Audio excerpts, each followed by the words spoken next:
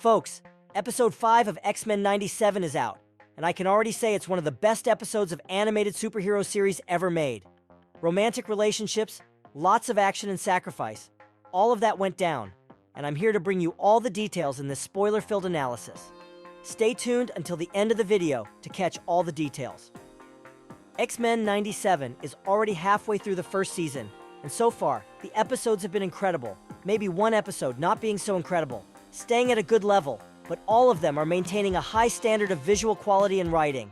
Episode 5 is undoubtedly the best episode so far, because in just 30 minutes it brought forth several very well-crafted discussions, romantic relationships between characters, Genosha becoming a UN nation and being invaded at the end, references to the Hellfire Gala, and many other details.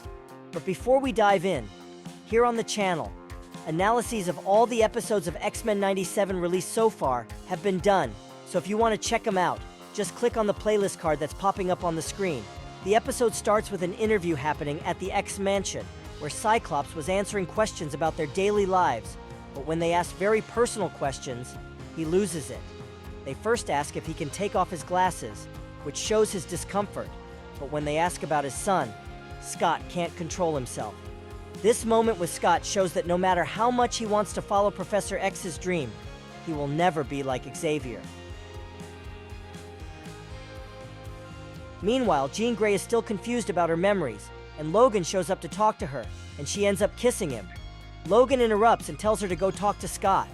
It's no secret how much Wolverine loves Jean, but he knows that in the end, she always goes back to Cyclops. The classic cartoon never made anything explicit, but it was always implied to the audience that something between Logan and Jean must have happened regarding this love triangle. After this event, Jean discovers that Scott was cheating on her with Madeline Pryor through a mental link. They discuss the relationship situation, but it's not resolved what their real feelings are for each other at this moment. Madeline Pryor is in Genosha. At the moment when she was with Scott during the mental link, Emma Frost was peeking into her mind, indicating that there will likely be some future plot involving Emma Frost and Cyclops. Next, the episode shifts its focus to Genosha. Magneto, Rogue, and Gambit go there because they want Magneto to be the leader of the nation. Gambit went because he wanted to be by Rogue's side, knowing she's getting involved with Magneto, but he doesn't want to give up on her.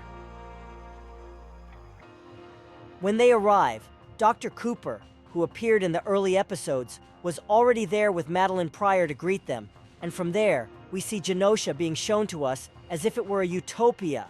But soon we realize that not everything is perfect. The nation's economy is not doing well. After all, Genosha is a nation of the oppressed from around the world. Kurt Wagner, Nightcrawler, appears to introduce Genosha to Gambit and Rogue while Magneto is in a meeting with the Council. Nightcrawler tells Gambit that his poker face is poor. He should not give up on Rogue if he truly loves her.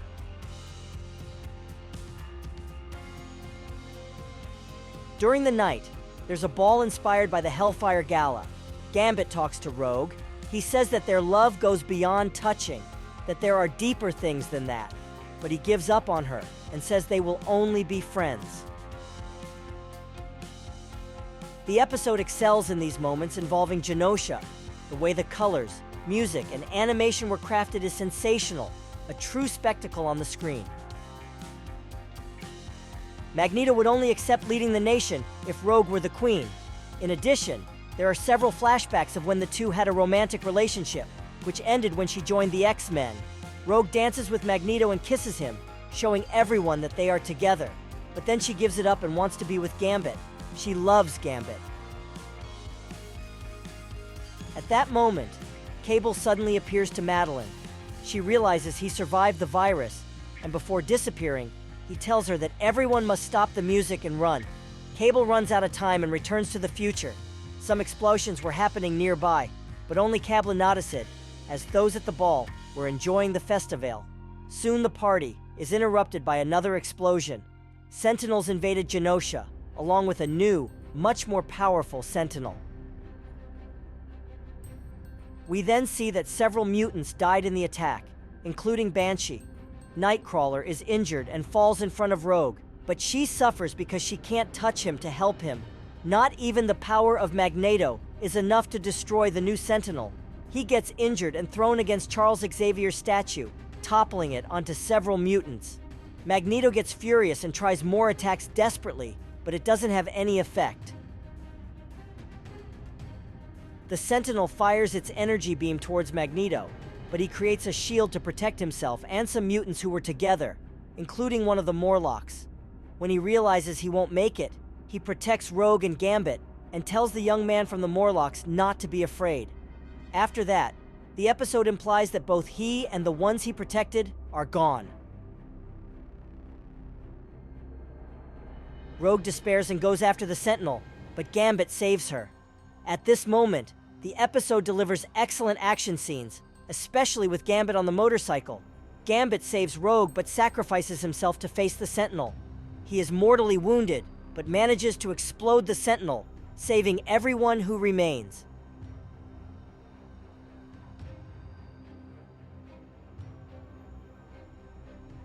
At the X-Mansion, the X-Men see on the news the attack Genosha suffered, and the episode ends showing Rogue crying and holding Gambit in her arms, inspired by the famous scene of Superman's death when Lois holds Clark in her arms. This episode was incredible.